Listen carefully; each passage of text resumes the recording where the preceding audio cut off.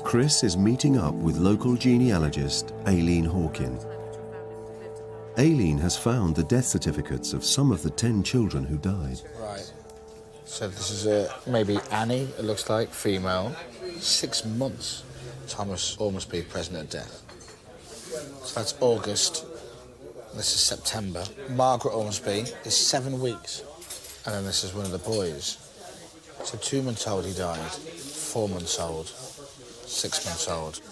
Lizzie Ormsby, 9 years old. Here's another one. Margaret Ormsby, 11 years old, died of diarrhoea. Water on the brain. This is just a grim list of young deaths. Diarrhoea. Died of diarrhoea.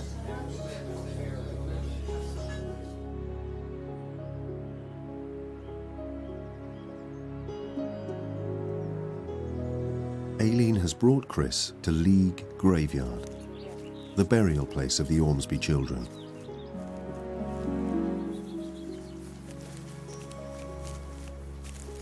Good God, they weren't very popular, were they, if they're buried this far away? This feels like no one's been up here forever. Find that stone. Do you notice they're all painted white?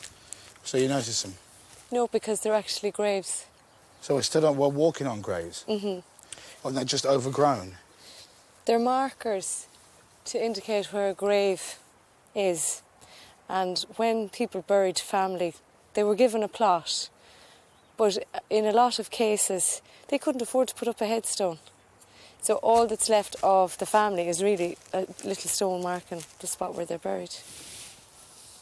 When they were burying families who couldn't afford to pay for a grave, they buried them in pauper's plots. And the pauper's plots were always at the back of the graveyard. For your family, that stone there on the ground is the closest, we think, that they could mark their place, their graves with. So was it just because they just didn't have enough money? Didn't have enough money. If you're poor, you wouldn't spend it on a gravestone if you can spend the money on keeping your family alive.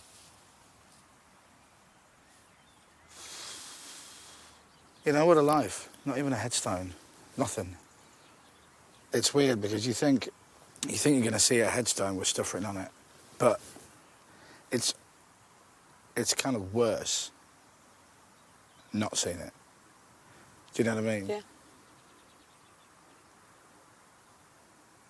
At least with kind of tombstones, they're like, you know, it's a tribute to the person.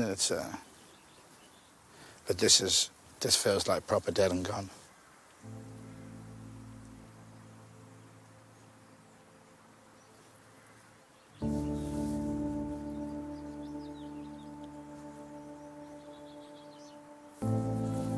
Right.